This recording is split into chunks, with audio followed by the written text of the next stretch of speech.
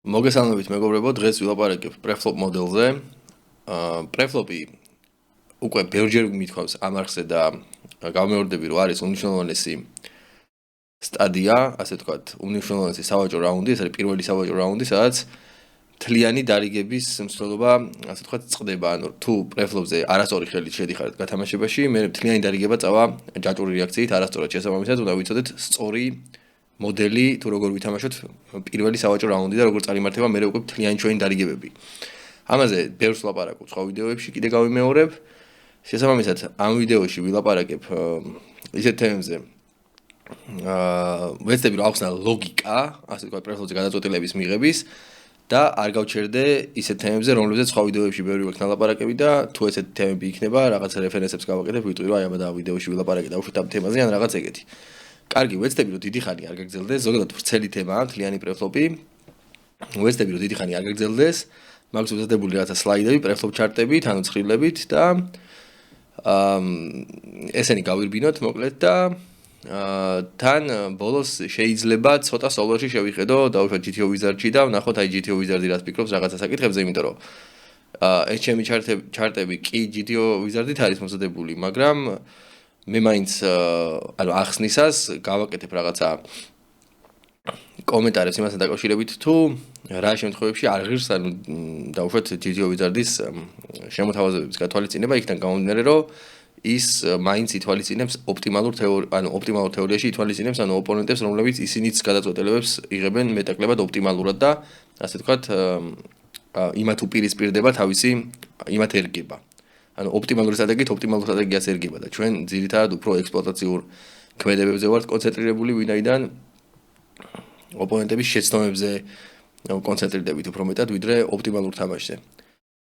კარგი, ეხლა უცებ შევხედოთ რა საკითხებია, open raise-ებია, რაზეც დიდი ხანი არ გავჩერდები, isolate-ია, რაზეც ასევე დიდი ხანი არ გავჩერდები, იმიტომ რომ ბევრი ვილაპარაკია, აი blind-ის დაცვას და ტრიბეთებსაც შეეხება და four-bet-ებს ამაზე ცოტას ვილაპარაკებ და cold call-საც შეეხება, cold call-ზე ბევრს არ ვილაპარაკებ, უბრალოდ ორი სიტყვით ვიტყვი, რაც სხვაგანაც მაქვს ნათქვამი, რომ ანუ ზოგადად არ არის დიდად მომგებიანი ეს ქმედება და მარტო იდეალურ შემთხვევებში უნდა გამოვიყენოთ რა. ეგ არის და ეგ. კარგი, დავიწყოთ, მოდი. გადავინაცვლოთ open raise-ებზე. აქ აი RFI წერია, ანუ raise first in, იგივეა, ანუ იგივე open raise-ია. იგულისხმება სიტუაცია, როდესაც ჩვენამდე ყველა დაეცა ან პირველი ვართ გათამაშებაში და ვაკეთებთ raise. აი ეს იგულისხმება, უბრალოდ რომ მაინც დავაზუსტოთ. ესე იგი, ჩვენ ეხლა ვნახავთ ჩარტებს, თუ როგორ ჩარტებს უწევთ რეკომენდაციას, დავუშვათ preflop raise-ის სხვადასხვა პოზიციიდან, მაგრამ მანამდე გავიგოთ ლოგიკა, თუ რა შემთხვევებში უნდა გავზარდოთ ჩვენი range-ი და რა შემთხვევაში უნდა შემოვწიროთ, ხო? ამაზე გვილაპარაკია, მოდი უცებ აი სლაიდზეა წარმოგიდგენთ ყველაფერი. ანუ, როდესაც ჩვენს უკან, ზურგს უკან სხედან ზურგს უკან აგაგებით ხელმარცხნივ ჩვენგან ხელმარცხნივ ზურგს უკან დავწერე ანუ რომლებიც ჩვენს შემდეგ იღებენ გადაწყვეტილებას ჩვენგან ხელმარცხნივ სხედან ოპონენტები რომლებიც არიან აგრესიულები ხშირად კვადრიბეთებს გვიზავენ და ასე შემდეგ და ასე შემდეგ ეს შემცირებისთვის არის მიზეზი და ასევე ძალიან ბევრი ქოლების მიღების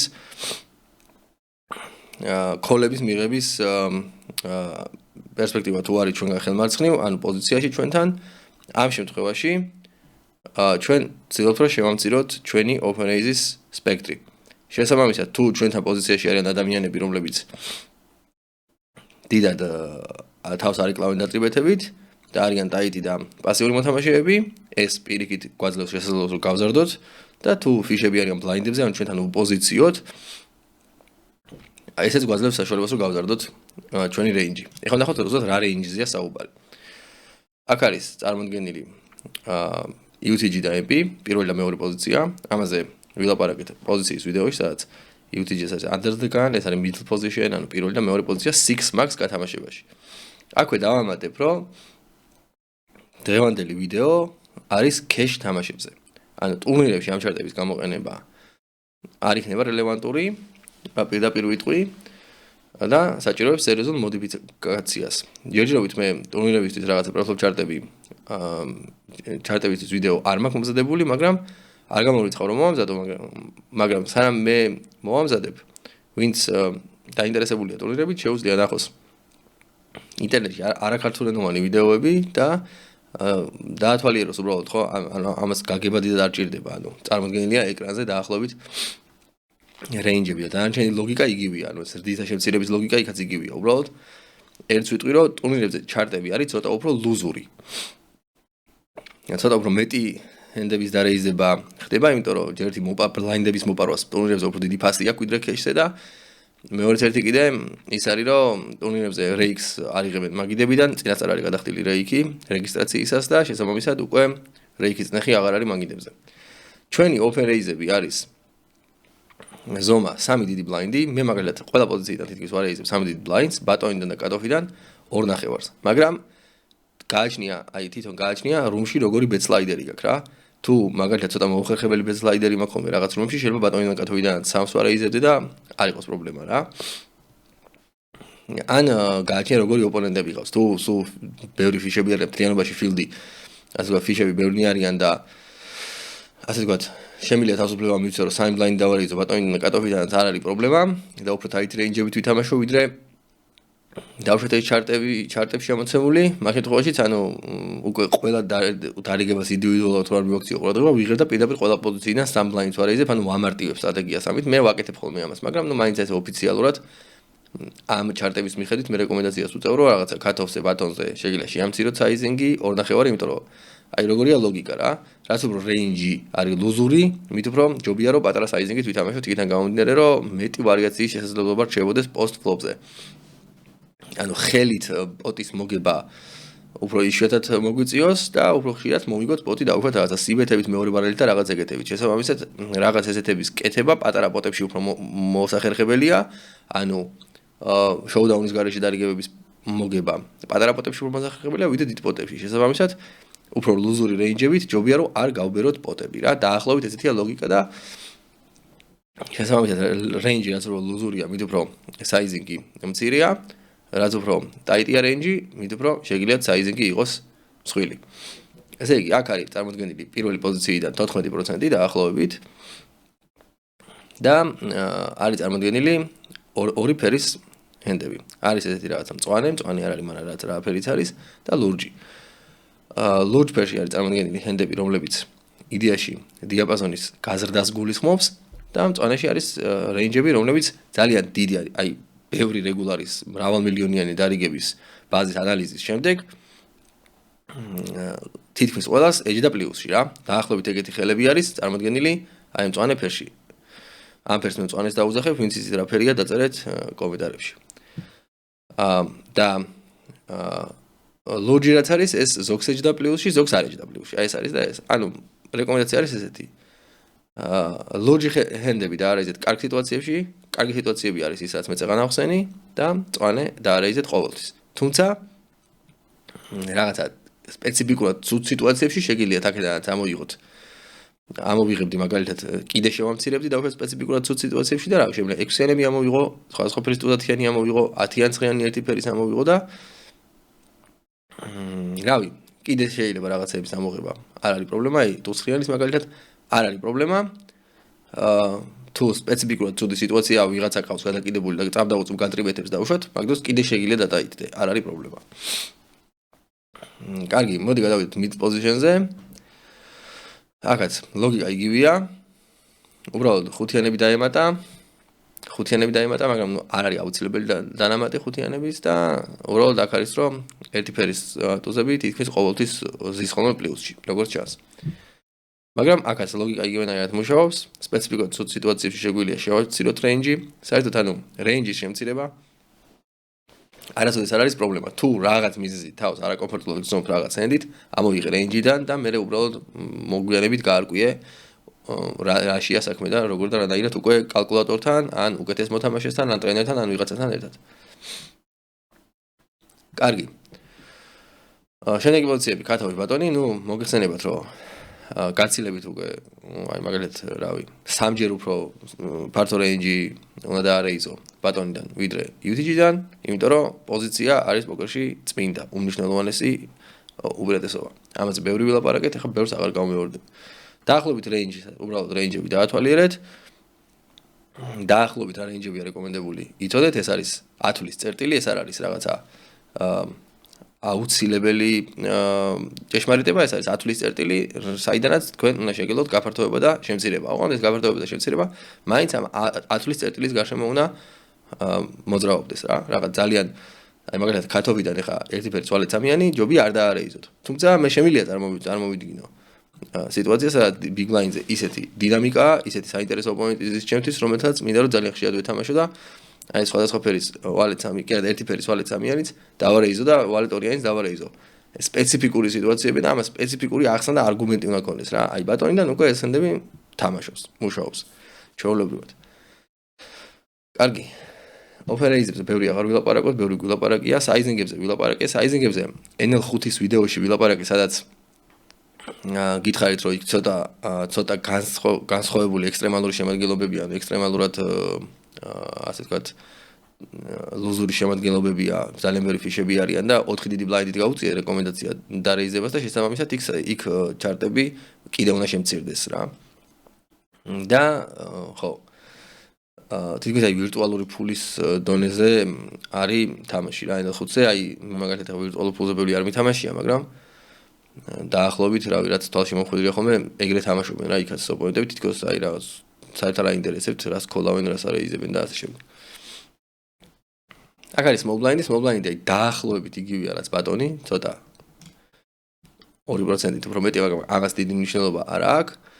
ნუ small blind-ი უბრალოდ რა არის იცით? აქ ეხა ესე წერია small blind-ი, მაგრამ აი small blind-ი არის ყველაზე მეტად ოპონენტზე დამოკიდებული ყველაზე მეტად ოპონენტზე დამოკიდებული ეს არის რა პოზიცია.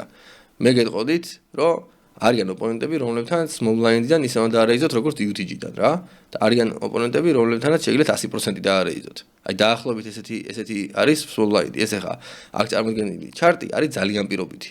იმიტომ რომ თუ ოპონენტი არაფერს არ ყრის, უბრალოდ არანაირი აზრი არ აქვს, რომ რავი რაღაც ერთი ფერის 10-იან 6-იანი small blind-დან დაურეიზო, იმიტომ რომ დაგიქოლავს და დარჩები პოზიციის გარეშე ვიღაც calling station-თან ერთად.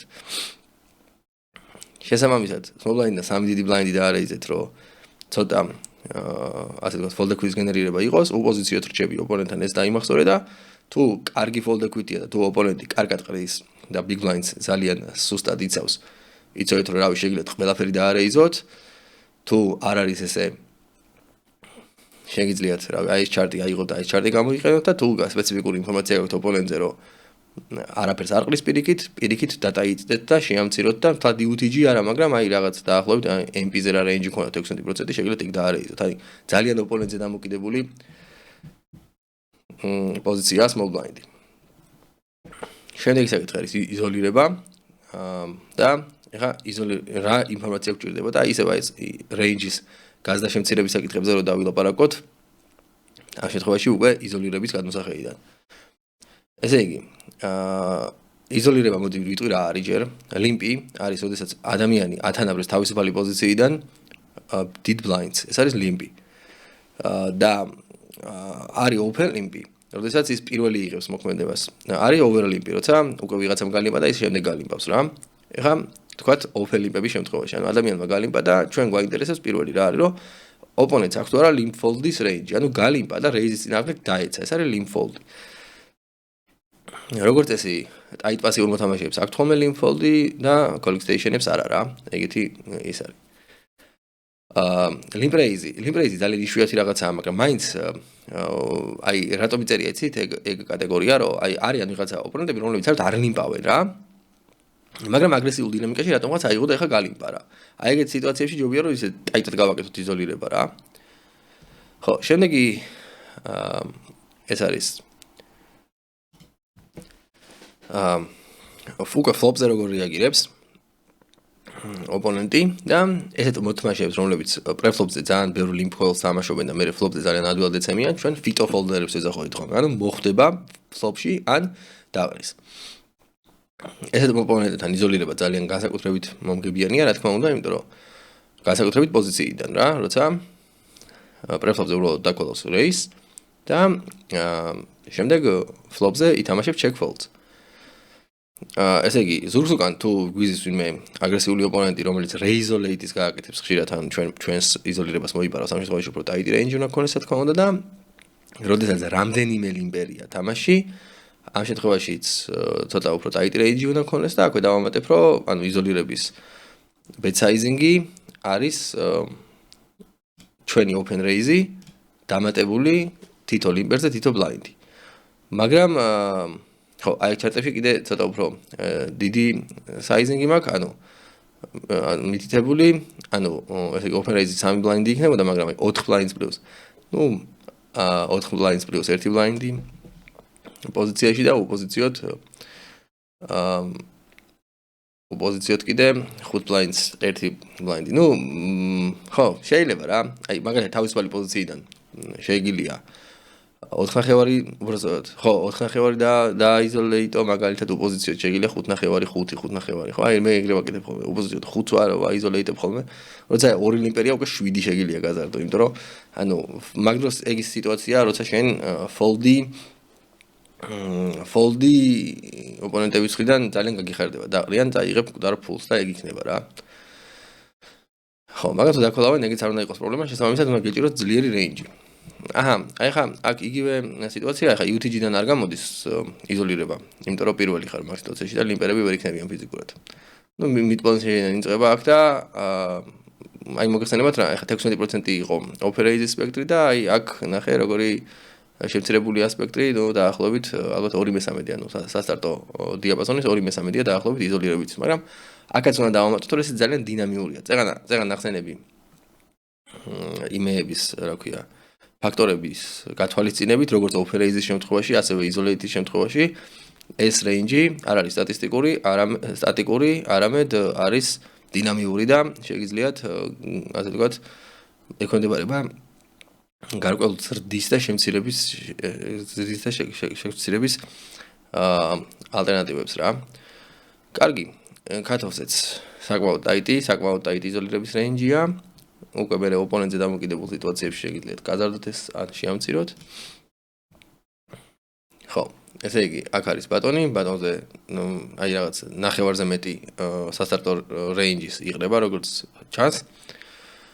და small blind-ი არის შემოტანილი over limp-ის, აი ეს იასამნისფერი არის over limp-ის range. ანუ უბრალოდ ყველამ გალიმპა, შენ შეგიძლია ნახევარი blind-ი გალიმპო რა, პრობლემა არ არის და raise-ად შეეხება მარტო ძალიან tight range-ი 12% დაახლოებით იზოლირებით, რომ ისა small blind-ი არის ოპოზიციოთ. ყველა პოზიციასთან მიმართებაში და შესაბამისად ძალიან tight range-ით უნდა ვითამაშოთ იზოლირება.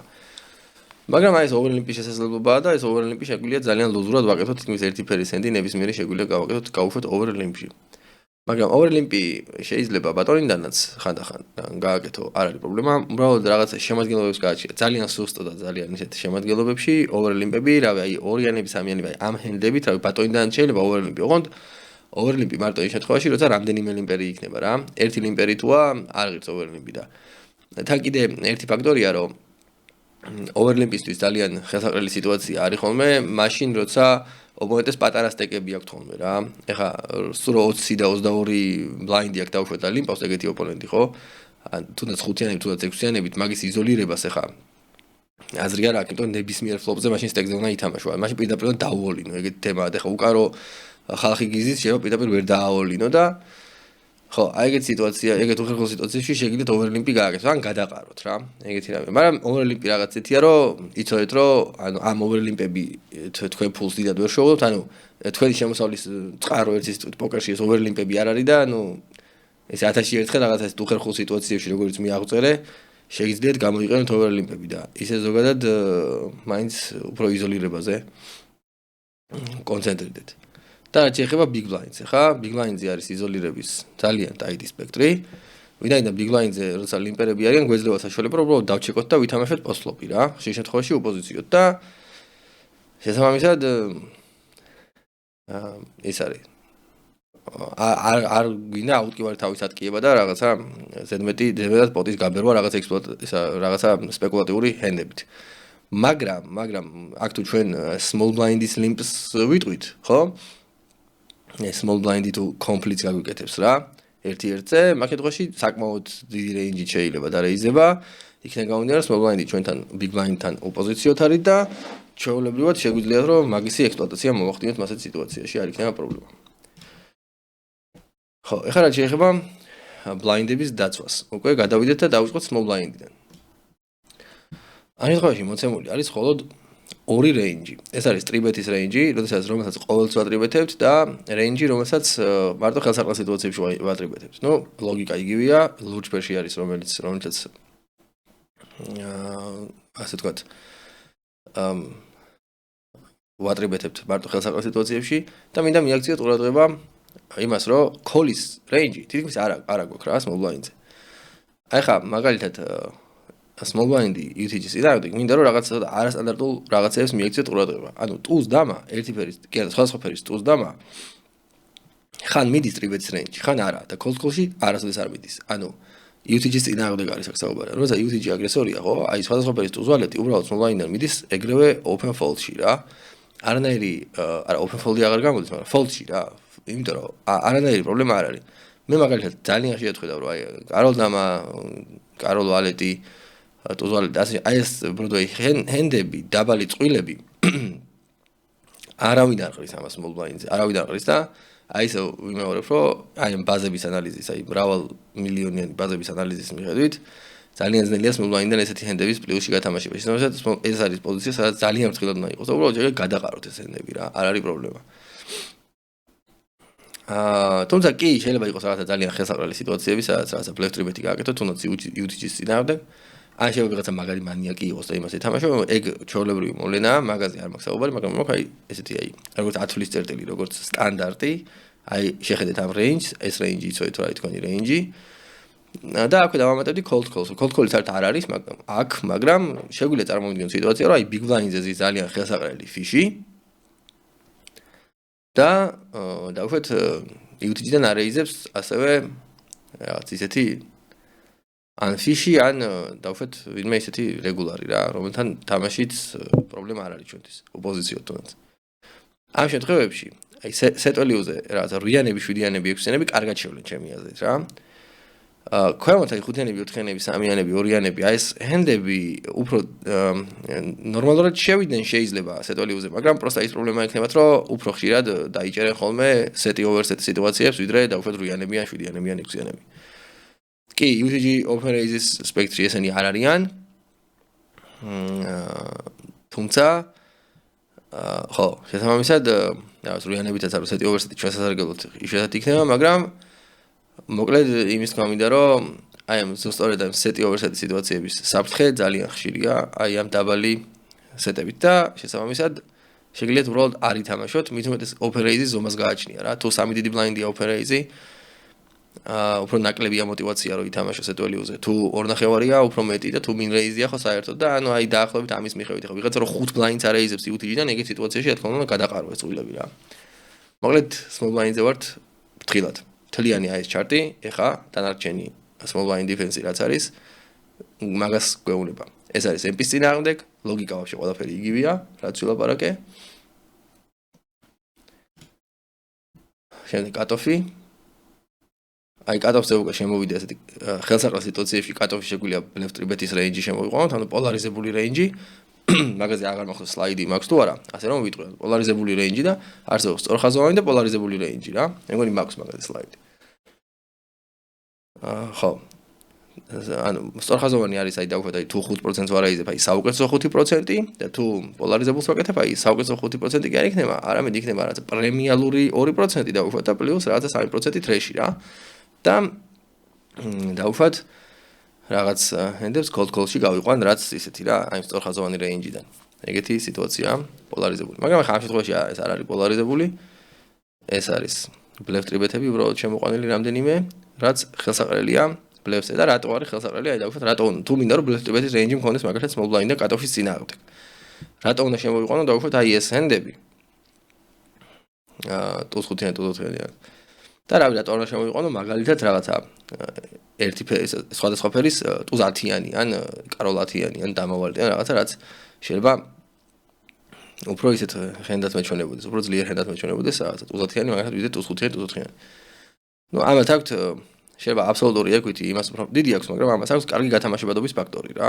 ერთი ფერის არის flash draw-ებს იჭერს, cooler value აქვს, ანუ უფრო დაბალ flash-ებთან cooler-დება ხანდახან. პლუს რაღაცა სტრეიტების საწყობის ალბათობა აქვს და პლუს ნუ ბლოკერი, ტუზი არის კარგი ბლოკერი, ანუ ოპონენტის ტრიბეთის ქოლის და ფორბეთის რეინჯებს მეტაკლებად ბლოკავს და ეგ არის ასევე პლუსი.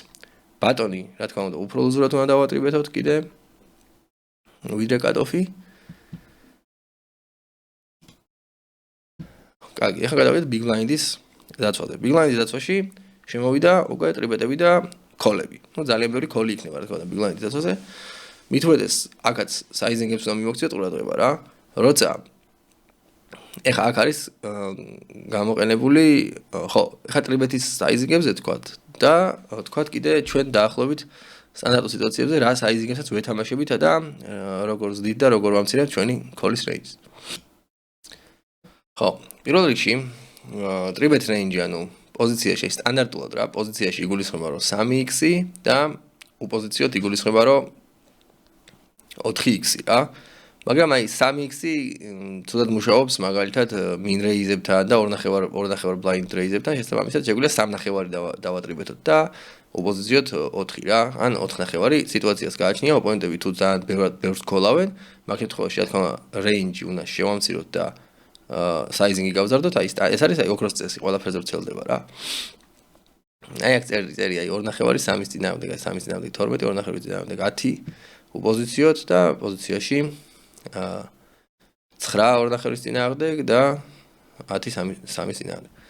მაგრამ ჩვენ ხშირად ვაწყდებით ხოლმე სიტუაციას, სადაც open raise-ი არის ხოლმე 4 blind-ი მაგალითად, ან 5 blind-ი ოპონენტების მხრიდან და აქ უკვე პოზიციას უპოზიციოდ მაგას დიდი მნიშვნელობა აღარ ენიჭება ჩემი აზრით, არამედ მნიშვნელობა ენიჭება იმას, თუ რა ხელი გვიჭირავს, იმიტომ რომ 5 blind-ს რო ოპონენტი არ აიზებს, ძირითადად ამას რეკრეაციული მოთამაშეები აკეთებენ ხოლმე. რეკრეაციულ მოთამაშეებს ჩვენ არ ვატრიბეთებთ დაბალანსებული რეინჯებით, არამედ ვატრიბეთებთ value-ზე მარტო და შესაბამისად კიდე უფრო შემცირებული tight რეინჯებით, რაც ახლა აქ არის წარმოდგენილი. ანუ ტრიბეთის რეინჯები ისედაც tight-ია და ანუ 5 blind-ის წინააღმდეგ კიდე უნდა დავატაიტოთ.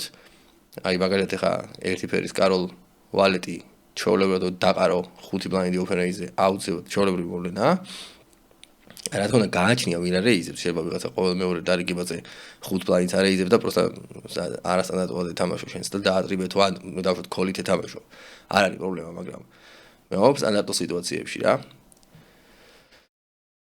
ხო. და არის წარმოდგენილი ქოლის რეინჯი და მიაქციეთ ყურადღება, აი თქვენ რამდენად ქოლავთ მაგალითად აი ერთი ფერის კაროლ 5-იანს big blind-ზე, როცა დავუშვათ 2.5 blind-ია open raise-ი UTG-დან რა.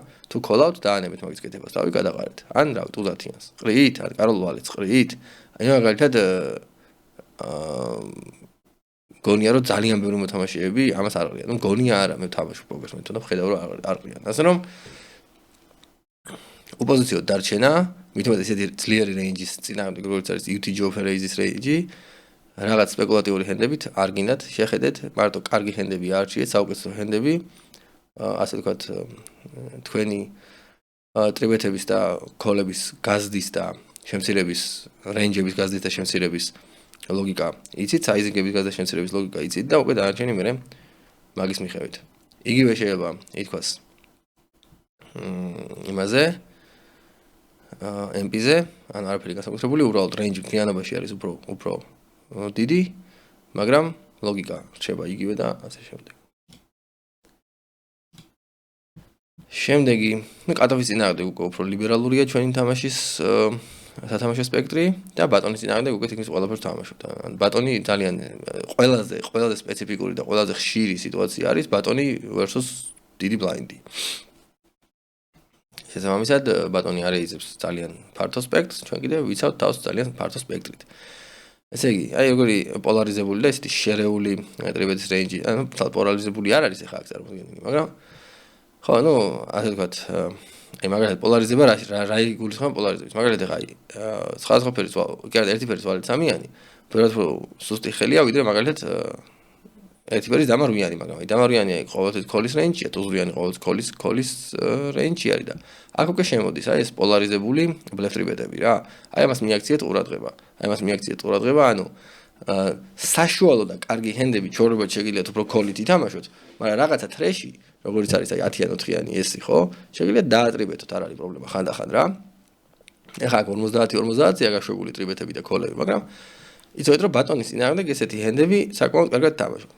მიაქცეთ ყურადღება, ვინ ატრიბეთებს ბატონიდან, როცა ფიში ატრიბეთებს იმის ისა ვინ არეიზებს უბრალოდ, როცა ფიში არეიზებს იმის 10-4-იანი დატრიბეთებას არანაირი აზრი არ აქვს და აბსოლუტურად სწორხაზოვანი თამაში უნდა ითამაშოთ და რა ვთქვათ, გადაყაროთ შეგიძლიათ არც დაქოლოთ უპოზიციოთ ეს ჰენდები, მაგრამ როცა რეგულარებია, როცა რეგულარებთან მიდის თამაში, ჩვეულებრივად შეგიძლიათ რომ აი დააბალანსოთ ესეთი რაღაცა ტრეშ ჰენდებით, დააბალანსოთ აი ამ რაღაცა გეპ კონექტორებით თქვენი ტრიბეთის რეინჯი, რომ მარტო ტუზებს და კაროლებს არ ატრიბეთებდეთ და ყოველთვის თქვენთან თამაში ძალიან ადვილი არ იყოს. აი ეს არის და ეს, ოღონდ ეს რეინჯები უნდა ქონდეს წინასწარ მომზადებული, რა თქმა უნდა, სპონტანურად არ უნდა იღებდეთ გადაწყვეტილებებს, უნდა ქონდეს წინასწარ მომზადებული, უნდა იცოდეთ დაახლოებით რა ბლეფ ტრიბეთის რეინჯები აქვს. აქვე დავამატებ, რომ ჩვენთან ქართულ რომებში ესეთი ლოზური თამაში არ არის ხოლმე, ან თუნდაც ბატონიდან ოპონენტები უფრო ნაკლებს არეიზებენ, ვიდრე წესით უნდა არეიზებდნენ, შესაბამისად ძალიან დიდი ტრიბეთის რეინჯები არ გვჭირდება ხოლმე და ჩვენს big line-ზე გვმართებს ხოლმე და ცოტა უფრო ტაიტად ვითამაშოთ. სტატისტიკა არ აგვაქვს ხოლმე და შესაბამისად უკვე თქვენზე არის რა. თქვენს შეფასებაზე არის დაახლოებით წარმოიდგინოთ ოპონენტები, რაღაცა შოუდაუნები ნახოთ ოპონენტებთან რაღაცა, წარმოიდგინოთ დაახლოებით რა რეინჯებს გირეიზებენ და იმ რეინჯების წინააღმდეგ უკვე ადეკვატურად დაიცვათ თავი რა. კაი, გადავინაცვლოთ შემდეგ საკითხზე. საკითხზე რა პრინციპში?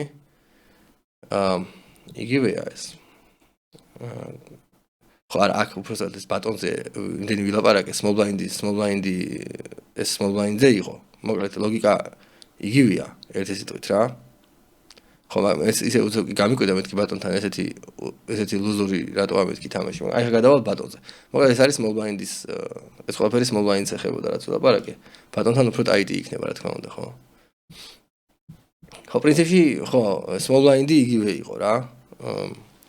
small blind-ზე open raise-ის რეინჯი იდეაში ამ შარტის მიხედვით იგივეა, მაგრამ ხო, აი ეს პოლარიზებული რეინჯები უფრო small blind-ს ერგება და small blind-ის შემთხვევაში ეს აბსოლუტურად ადეკვატური ჩარტია, ხო, ხა მე ცოტა გამიკვირდა წერა და მაგიტომაც ვთქვი, რომ არ არის მეთქი რა, ქართულ რომებში ესეთი აგრესიული დინამიკა მეთქი, მაგრამ აი blind-ის წინააღმდეგ მაინც ალბათ არის ქართულ რომებში ესეთი აგრესიული რა, სტანდარტული დინამიკა არის რა.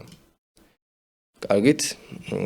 აჰა, ბატონთან ბევრად უფრო ტაიტი სიტუაცია და ბევრად უფრო სწორხაზოვანი არის რეინჯი, ვიდრე small blind-თან იყო. მაგრამ ხო, აქაც ხდება რაღაცა ესეთი პოლარიზების რაღაცა ელემენტები შემოდის, აი ეს solvers უყვარს ესე რა, პატარ-პატარა იმებში ჩასმა რა, რაღაცა bluff ტრიბეთების რეინჯების შემოტანა ბატონთან. 2.5 blind-თან და 3 blind-თან უფრო შედარებით ტაიტია და მით უმეტესად ჩვენთან უყვართ ხოლმე 4 blind-ის და 5 blind-ის დარეიზება, მოგეხსენებათ რომ იქ კიდე უფრო ტაიტი იქნება რა. ასე რომ ამას მიაქციეთ ყურადღება. აქვე დავამატებ რომ რავი ეს ჩარტები თუ ვინმეს მოგიდებათ რომ გქონდეთ რავი მომწერეთ მესენჯერში და გამოგიგზავნით, პრობლემა არ იქნება. და ეხლა გადავდივართ ფორბეთებზე. და არის წარმოდგენილი ძალიან ტაიტი რეინჯები თუ ამჩნევთ. ესე იგი, იმიტომ რომ ვიწყებთ პირველი პოზიციებიდან, ამ შემთხვევაში ჩვენ ისევ ვიცავთ blind-ებს ფორბეთების წინააღმდეგ. ან ჩვენ დავატრიბეთ და დავუშვათ მივიღეთ ფორბეთი და დავუშვათ blind-ი რა. აი ესეთი სიტუაცია წარმოდგენილი. ესე იგი, push-ის range, 5-bet push-ის range არის აგერ ნახევარი ტუზები, ნახევარი ერთი ფერის კაროლი და კაროლები. ეს ახლა solver-ის ნამოქმედარია აშკარად. ხო, შესაბამისად გააჩნია სიტუაციას. ოპონენტს გააჩნია ძალიან, იმიტომ რომ 4-bet fold-ი რამდენად აქვს საერთოდ ოპონენტს რა, იმიტომ რომ ძალიან ხშირად როცა გვაფორბეთებს ოპონენტი, გააჩნია კიდე sizing-ს გააჩნია რა. თუ ეხლა ოპონენტმა რაღაცა 2.5 დაარეიზა, ჩვენ გადავარტყით 9 სიტყვაზე, ხო? ან 10 გადავარტყი, ხო? blind-დან დავუშვათ და იმან რაღაცა 22 დამაფორბეთა. მან შეიძლება ხო call-ის range-ი და call-ის range-ი შემოვიყვანო. ფორბეთში. მაგრამ როცა ოპონენტი დავუშვათ არეიზებს ამ blind-ს მე გადავარტყი 12 და მე რაღაცა 34-ს მაფორბეთებს. მან უკვე call-ის აზრს მეტად ვერ ხედავ რა. აი მაგას მიაგზიეთ ყურადღება. შესაბამისად უკვე ოპონენტია დამოკიდებული, მე აქ ვიტყოდი ეს რაღაცას. ნუ ამას ნახე ხა სხვადასხვა ფერის ტუზკაროლი ხანდახან fold-ში მიყავს რა. ანუ ფორბეთის წინააღმდეგ ეცემა.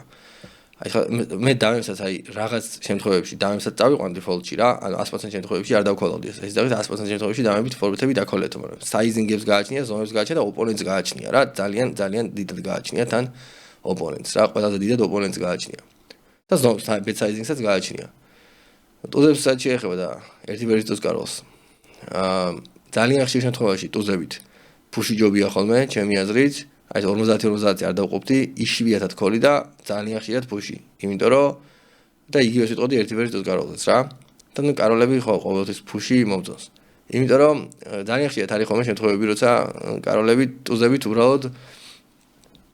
უბრალოდ არის წამოსაღები ქულერი რა. ოპონენტს ყავს ტუზ კაროლი სიტყვაზე, ან კაროლები, ან დამები დაუშვათ და ტუზებით არის წამოსაღები ქულერი და ამ დროს შენ ქოლავ ფორბეტს, ფლოპზე მოდის ექშენ კილერი, მაგალითად კაროლი, ოპონენტს უჭირავს ორი დამ, ფლოპზე მოვიდა კაროლი და ოპონენტის ტექზე აღარ ითამაშებს რა.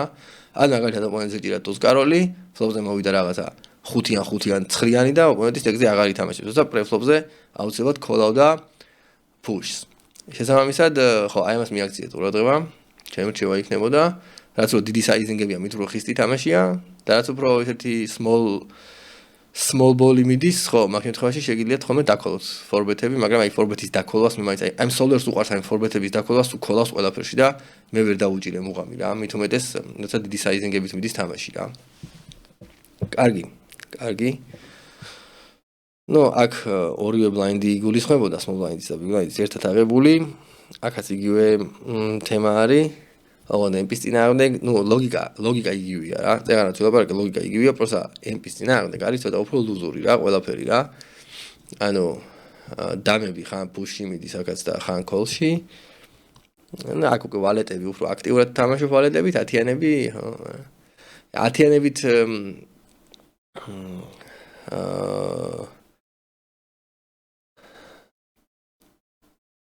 ფორბეტის ქოლი აი ერთი ფერის ტუზამით ფორბეტის ქოლი აი ძალიან იშვიათი ის უნდა იყოს ქცევა უნდა იყოს თქვენი მხრიდან მარტო სპეციფიკურ სიტუაციაში სადაც ძალიან ხელსაყრელი ოპონენტია რომელიც ძალიან უაზრო და ლუზურად გატრიბეთებს მაგრამ აი მაინც აი ერთი ფერის ტუზამით მე მაშინ მირჩევნია რომ დაუფუშო და დავაყრევინო დაუშვეთ რა რაც აქვს პრეფლოპზე წამოვიღო დაუშვეთ ის რაღაცა ის პოტი ვიდრე დაუქოლო და რა პოსტლოპივე თამაშო. ნუ გააჩნია პატარა ზომის ფორბეტები როცა არის შეიძლება ალბათ.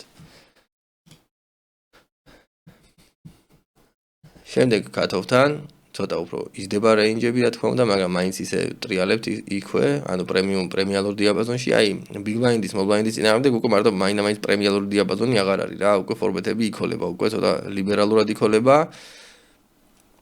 ანუ ერთი ფერის ბროდვეი ჰენდებით, ოღონდ აქაც ისე ვიმეორებ, რომ უნდა იყოს აუცილებლად ისეთი რაღაც ადეკვატური ზომის ფორბეტებზია საუბარი და რაღაცა უაზროდ დიდი ფორბეტები არ დაქოლოთ, კაროლ ვალეტით, ერთი ფერის კაროლ ვალეტით, ანუ ეს ისულელე იქნება.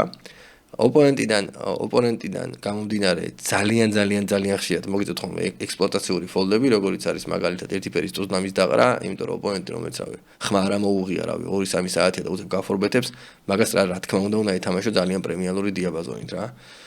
როგორც არის აი კაროლები, ტუზები, ერთი ფერის ტუზ კაროლი და აი დამები და სხვა ფერის ტუზ კაროლით კიდე უნდა იფიქრო და ვალეტებითაც უნდა იფიქრო და ასე შემდეგ. აი დაახლოებით ეგეთი ოპონენტებთან გვიწევს ძირითადად თამაში, მაგრამ აქ არის ახლა GTO მოდელი ნაჩვენები რა. ეს გაითვალისწინეთ, რომ აქ არის GTO მოდელი და ხო, ახლა აქ ბატონთან ისევე 2.5 და 3 ბლაინდის წინააღმდეგ. ანუ აქ ისევ იმას ვაჩვენებთ, რომ ანუ რამდენად გაბერილია პოტი და მაგას აქვს დიდი მნიშვნელობა. შესაბამისად, ანუ ნაკლებად გაბერილ პოტებში უფრო ლუზური თამაში მიდის, უფრო მეტად გაბერილ პოტებში უფრო ტაიტი თამაში მიდის და ჩვენთან კიდე რაღაც უფრო მეტად არის ხოლმე კიდე გაბერილი პოტები ვიდრე ამ solvers წარმოუდგენია, ჩვენთან კიდე უფრო ტაიტი თამაში მიდის. აი ამას დააკვირდით და გაითვალისწინეთ, რომ ჩვენ უფრო ტაიტად თამაშობთ ამასთან შედარებით.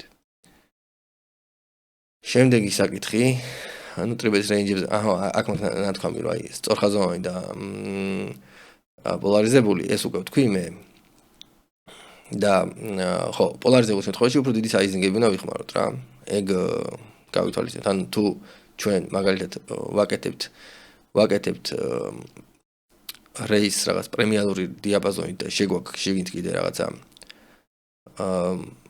ბლეფი ტრეში მაშინ დიდი კოლის რეინჯი გამოგდის ანუ რაღაცა და მაგ შემთხვევაში საიზინგი უნდა გავზარდოთ ცოტა უფრო 1-2 ბლაინდი წავამატო და 12 თუ არა იზრდე 13-14 დავარეიზო, დავატრიბეთო დაუშვეთ რა big blind-დან.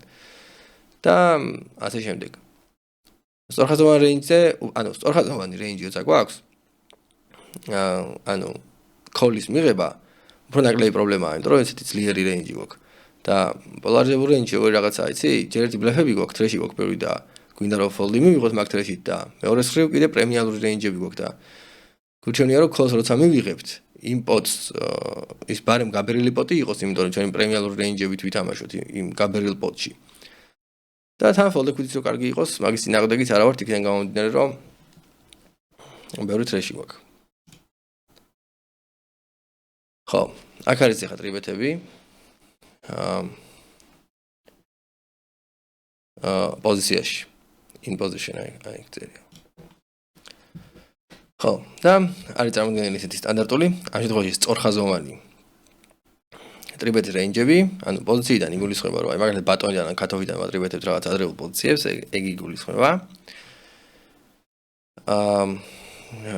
ხო, ესე იგი, იასამნისფერში არის ჰენდები, რომლებითაც ანუ დატრიბეთების შემდეგ ფორმატებს call-out-ო, მაგრამ ფორმატებს მე უკვე კაი ხანი ვილაპარაკეთ, ზეგან და ფორმატების დაკოლვაზე და ასე შემდეგ და ახარ გამომეორდები, მაგრამ ანუ ფორმატებს მარტო სპეციფიკურ სიტუაციებში call-out და უფრო ფაიბეთებში წავიყვანთ ამ პრემიუმ დიაპაზონს, მიუხედავად არადინამიური პოზიციებისგან. ახლა აქ არის სიტუაცია მოცემული, არადინამიური პოზიციები რა. მაგრამ ხო, ნუ ეს გასათვალისწინებელია რა თქმა უნდა, მაგრამ როცა ოპონენტები ასევე თამაშობენ სტრატეგიით, ეს ასე ვთქვათ, ეს მიდგომა მაშინ მუშაობს და როცა ოპონენტი ცოტა კიდია სტრატეგია და პოზიციებს დიდად არ უყურებენ, ხო? მასეთ ოპონენტებთან ეს არ მუშაობს. შესაბამისად, მას ოპონენტთან მუშაობს უფრო მეტად ხელის სიძლიერე, ვიდრე აი ეს რაღაცა რეინჯების დაბალანსება რა. აი ეს ფაქტორი გაითვალისწინეთ. ნუ ესე იგი, აქ არის მოცემული, რომ preferable price-ი 15%-ით გვაქვს ოპონენტს, აი ამ range-ს ატრიბეთებს, ანუ UTG range-ია დაახლოებით აქ რა. 18%-ით გვაქვს ამ range-ს ატრიბეთებს. ჩვენ სტატისტიკით არ ვთამაშობთ და რეალურად არ ვიცით ოპონენტებს ზუსტად რამდენი აქვთ ხოლმე, მაგრამ ეს შეგვიძლია დაახლოებით მივხვდეთ ხოლმე რა. მივხვდეთ ხოლმე დაახლოებით აი ოპონენტები რამდენად პასიურები, რამდენად აგრესიულები არიან, იმის მიხედვით რომ ოპონენტთან დიდი დისტანცია გვიგროვდება და ვაკვირდებით, ნახულობთ შოუდაუნებს, ნახულობთ რა უჭირავთ ხოლმე შოუდაუნზე, რამდენად ხშირად აქტიურობენ ისე ინტუიციადაც ვატყობთ მაგას და მოკლედ უფრო დავყოფთ ოპონენტებს რაღაცა უფრო ნიტებად, ასე ვთქვათ, სტანდარტულ ტაიტ აგრესივებად და რაღაც ლუზ აგრესივებად, ხო, პირობითად და რაღაც გავითვალისწინებთ, რომ დავუშვით აი ნიტები არ ეიზემენ რაღაც 15-დან 18%-ის პარგლებში, სტანდარტული ტაიტი აგრესიული მოთამაშეები რაღაც. ნუ 18-ს უკვე ალბათ ტაიტ აგრესივია არ ეიზემს. აი მოდი თქვათ, რომ 15% ნიტია, 18% ტაიტ აგრესივი და რაღაცა 22-დან ზევით უკვე რაღაც ლუზ აგრესივი და 30-დან ზევით კიდე უკვე მანიაკი რა. აი დაახლოებით ეგრე და მაგის მიხედვით ვიმსჯელებთ რა. სტატისტიკით თუ თამაშობთ, ეს რეინჯი შეგიძლიათ ესე პირდაპირ გამოიყენოთ და გეცოდინებათ ოპონენტს რა open range-ის სპექტრი აქვს რა. ამ პოზიციაში 26%-ის წინააღმდეგ უკვე აი ესეთი აი როცა ეს დილუზ აგრესივი ოპონენტია, მაგის წინააღმდეგ შეგვიძლია შემოვიყვანოთ ასე ვთქვათ. ბლეფ ტრიბეთის რეინჯიც საკმაოდ ბევრი და ფორბეტზე რო გადავყრით რა ეგეთი ჰენდები. 5-bet push-ის range და 4-bet-ის call-ის range ჩვეულებრივად. აი ესეთი დაბალანსებული range გვექნება. იდეალურ შემთხვევაში, მაგრამ ის ყველა ფაქტორი რაც ვილაპარაკე ყველაფერი ან ასე ვთქვათ მაგიდებთან ისე იდეალურად არ არის ხოლმე როგორც ამეებთან რა, ჩარტებთან. ეხლა როგორ დავიცოდო თავი ტრიბეთის წინააღმდეგ რა. ეს ერთ-ერთი ყველაზე საინტერესო და მნიშვნელოვანი თემაა, სადაც ხო, აქ იქნება ძალიან ბევრი call-ი რა. აქ იქნება ძალიან ბევრი call-ი და მე ამას არ უწევ რეკომენდაციას. ტრიბეთების დაკოლვა მაინდა-მაინც კარგი საქმე არ არის. პოზიციაში კიდე არ აუშავს. ეხლა აქ in position არის და პოზიციაში კიდე არ აუშავს.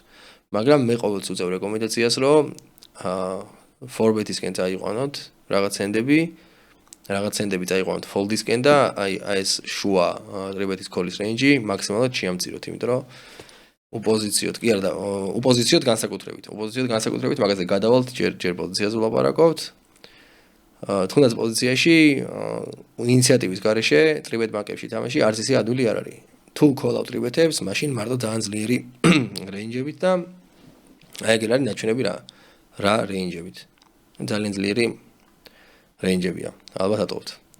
6% ტრიბეთი, 8% ტრიბეთის წინააღმდეგ. ეხლა ეს ჩვენ არ ვიცით ხოლმე, ისე ვიმეორებ, ეხლა აღარ გამომეორდებით თავიდან, მაგრამ ეს უკვე ჩვენ ინტუიციურად უნდა ვიცოდეთ დაახლოებით ოპონენტები რა რეინჯებს გვატრიბეთებენ. მაგას მე ხო, ნუ შეგვიძლია ფლოპზილაში შევიხედოთ რა მაგასთან დაკავშირებით და დაახლოებით აი გვეცოდინება რომ აი ოპონენტთან რაღაცა მაგალითად რაღაც პირობითად რაღაცა ცხრიანები თუ გვინახია ტრიბეთის რეინჯში, ეგ არის დაახლოებით ნუ რაღაც 6% პირობითად რა. თუ რაღაც აი ერთი ფერის 25-იანი გვინახია, უკვე ვატყობთ რომ რაღაც შეიძლება რაღაც ესე 15%-ამდე ადიოდეს მაგის ტრიბეთის რეინჯი. ნუ ალბათ ეგრე არ იქნება და პროსტა ესე პოლარიზებულად იქნება შემოყვანილი 25-იანი, მაგრამ აი დაახლოებით ლოგიკაზე მაგას საუბარი რა. ანუ რაც უფრო თრეში გვინახია, მით უფრო ფართოვდება რა რეინჯი ოპონენტის ტრიბეთის და ისე ინტუიციადაც ვამჩნევთ აი პირადად ჩვენ წინააღმდეგ რამდენად ლუზურად თამაშობს ოპონენტი ან რაღაც ეგეთი. მოკლედ ესეა რა.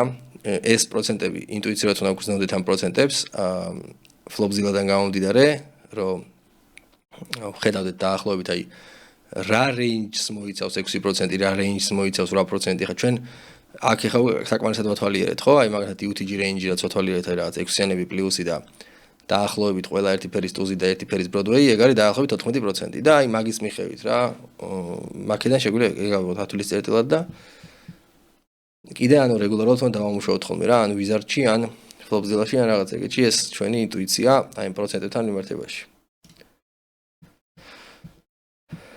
ნუ აქ ხა 10 და 12%, ხა 12% არის დაახლოებით თითქმის UTG-ს open raise სპექტრი და ხა ოპონენტს რო იმხელა ტრიბეთის რეინჯი აქვს რა, რამხელა open raise სპექტრიც UTG-ზეა, ხო, მაგასთან მიმართებაში საკმაოდ ლუზურად შეგვიძლია ვითამაშოთ პოზიციიდან, ანუ ბატონიდან მაგალითად და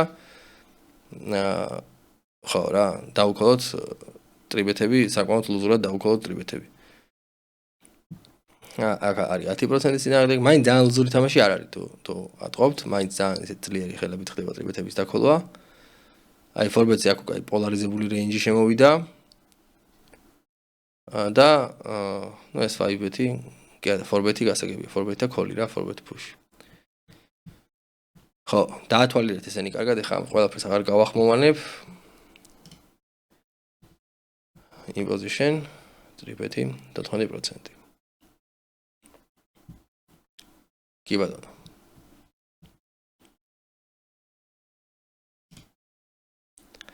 და ტრიბეთების წინააღმდეგ ხელის დაცვა იმაში პოზიციის გარეშე. აქ უკვე ალბათ შეამჩნიეთ, რომ call-ის რეინჯი ძალიან შემცირდა ოპოზიციოდ, თითქმის ტრიბეთის დაქოლვა. აი მე ვიტყოდი, რომ sizing-ს გააჩნიათ, ცოტა დიდ sizing-ებზე შემიძლია საერთოდ ამოვიღო რა. სტანდარტულ sizing-ებზე მაგალითად 3x-ზე კი ბატონო, შეიძლება რაღაც სიტუაციაში დავქოლო ხოლმე, მაგრამ 4x-ი უკვე 4x-ი ტრიბეთები ხო? შეიძლება საერთოდ აღარ დავქოლო ოპოზიციოდ 3.5 4x-ი ტრიბეთები და წავიდე მარტო 5-bet-ზე, კი არა და 4-bet-ზე, ან fold-ზე რა. აქაც იგივე პროცენტების მიხედვით, ეხლა ამებს აღარ გავიმეორებ, აზრი არა აქვს. ჩვენ პროცენტები მაინც არა გვაქვს.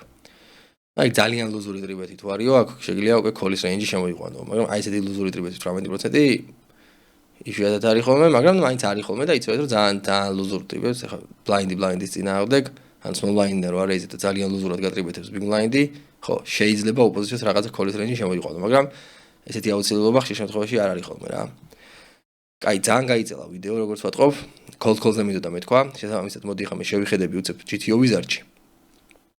cold call-ის რეინჯები თუ თითქმის არა გვაქვს, უკვე თქვი კიდევაც პრინციპში მაგაზე, მაგრამ უბრალოდ ერთი ორი მაგალითი შევიყვანო GTO Wizard-ში და ვნახოთ აი პროსტა როგორ უნდა ვიმუშაოთ მან და მაგით დავამთავრებ ვიდეოს. კარგი, ესე იგი სტადიზე გადავედი GTO Wizard-ში, პირდაპირ მეილით შედიხარ, ეგრევე შედიხარ მეილის იმას აძლევ და გადადიხარ სტადიზე. აქ არის play კიდე ტრენაჟორი და პრაქტისი, უბრალოდ პრაქტისი არის ტრენაჟორი, მე მგონი ეს play აღარ მახსოვს რა. ხო, მოკლედ არა აქვს მაგას მნიშვნელობა.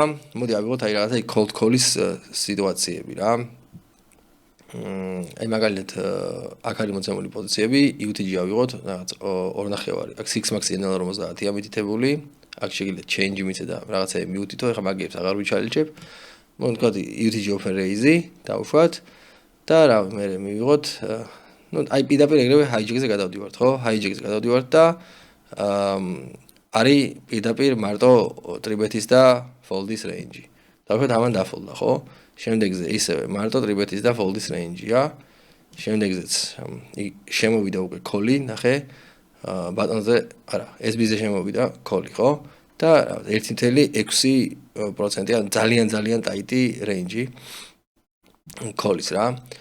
ხო, მოდი ახლა მე ბევრს აღარ ვიჩალიჩე, მაგრამ აი ესე არის რა, მე დავუშვათ ახლა შემეძლო აქ call-ი მიმეთითებინა, მე აქ თავიდან დაიწყებოდა უკვე სხვადასხვა, აი ამ რეინჯებს აქ მანახებს რა. ანუ preflop მოდელი არის უფასო აქ, შეგიძლია შემოხვიდე რა, იჩალიჩო რაღაცა რაც გაგისწორდება. ახლა ერთი call-ი რომ მივეცი აქ უკვე call-ის რეინჯი გაიზარდა SB-ზე, იქიდან ბატონიდან რომ call-ი მივეცი, SB-ზე call-ის რეინჯი გაიზარდა, იქიდან გამომდინარე რომ აი სეტოლიუზე შესვლა უფრო ხელსაყრელი არის რა. და აი აქ ნახე, ეგრევე აი სეტოლიუზე წავიდა რა. ხოჯერს 10-იანები გავუშვა call-ში, რაც ჩემი შტაბეჭილებით აშკარად ტრიბეთი იყო. აი ეს რაღაცები დასაფიქრებელია ზოგადად. აი მაგებზე ხა აღარ დავფიქრდეთ, უბრალოდ იცოდეთ რომ აქ არის აი ეს preflop მოდელი არის უფასო, შეგიძლია შემოხვიდე რაღაცა მოდელირება გააკეთო სიტუაციების, მე მაგების პრაქტიკა გააკეთო და ანუ უბრალოდ დაახლოებით აი რაღაცა ინტუიციურად აი ეს რაღაცა რამდენი პროცენტი ჰენდი რა კონკრეტულ სასტატო კომბინაციებს უდრის და რაღაცა აი ამისი ასე ვთქვათ ინტუიცია გამოიმუშაო რა. მოკლედ კარგი შესაძლებლობაა, უფასოა. ფლოპზილა ფასიანია, მაგრამ ის იაფია ძალიან, რაღაც $20 თუ $25 ხის lifetime პადპისკა. აქ ძვირია ძალიან გამოწერა ამისი, აღარ მახსოვს, ყოველთვიური გამოწერა რაღაც, ნუ მოკლედ ძვირია, მე არ მაქვს გამოწერილი და რავი. მიკროლიმიტების რეგულარებისთვის ზიად ამას რეკომენდაციას არ გავუწევდი. კარგი, ეგ არის და ეგ რა. ამ ვიდეოში რაც მინდა მეთქვა, ვფიქრობ რომ ამოვწურეთ preflop-ი და შემდეგ უკვე ხო, ანუ მუღამი რა არის, ეს preflop-ი რაღაცა ის არ არის, გამრავლების ტაბულასავით არ არის, რომ რაღაც უნდა იცოდეს ზეპირად და აკეთო რა. არის რაღაცა ლოგიკა, რომლებიცაც იღებს გადაწყვეტილებას და იმედია ეს ლოგიკა რაღაცნაირად ახლა ამ ვიდეოში მე ავხსენი რა. შემდეგ უკვე გადავალთ C-bet-ებზე, ანუ შემდეგი უკვე თეორიის ვიდეო, რასაც გავაკეთებ იქნება C-bet-ებზე, ჰენდების კლასიფიკაციაზე, bet-ების კლასიფიკაციაზე, ანუ ფსონების კლასიფიკაციაზე და აი ეს გავსაკეთებ, უკვე post-flop-ზე ორიენტირებული იქნება ყველაფერი და ნუ მთავარი უკვე მე აი ეგ არის რა, hand reading-ი და ეს რაღაცა post-flop გათამაშებებში დახვეწა, ნუ პოკერისტის მთავარი გამოწვევაა. კარგით, აქ დაგემშვიდობებით და შევხვდებით შემდეგ ვიდეოებში.